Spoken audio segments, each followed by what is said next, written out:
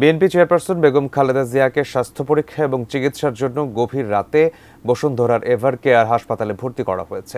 তার ব্যক্তিগত চিকিৎসক অধ্যাপক AZM জাহিদ হোসেন বিষয়টি এটিএন নিউজকে নিশ্চিত করেছেন।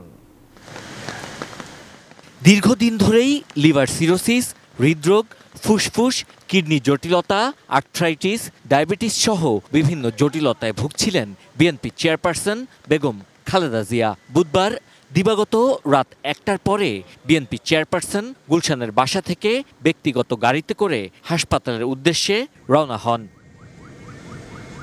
এলো ভিশন মুশকিল আসান অফার। যে কোনো ব্র্যান্ডের পুরনো ফ্রিজ নিয়ে চলে আসুন ভিশন শোরুমে আর নিয়ে যান নতুন ভিশন ফ্রিজ 20% পর্যন্ত ছাড়।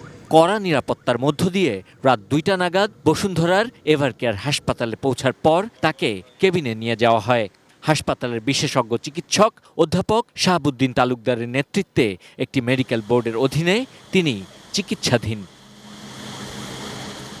লিভার সিরোসিসে আক্রান্ত বিএনপি চেয়ারপারসনের রক্তনালীতে অস্ত্রোপচার করা হয় গত বছরের 27 অক্টোবর। এছাড়া গত 25 জুন এভার কেয়ার হাসপাতালে তার হৃদযন্ত্রে পেসমেকার লাগানো হয়। বেগম খালেদা জিয়ার চিকিৎসার জন্য গঠিত মেডিকেল বোর্ড কিছু পরীক্ষা নিরীক্ষার নির্দেশ দিয়েছেন।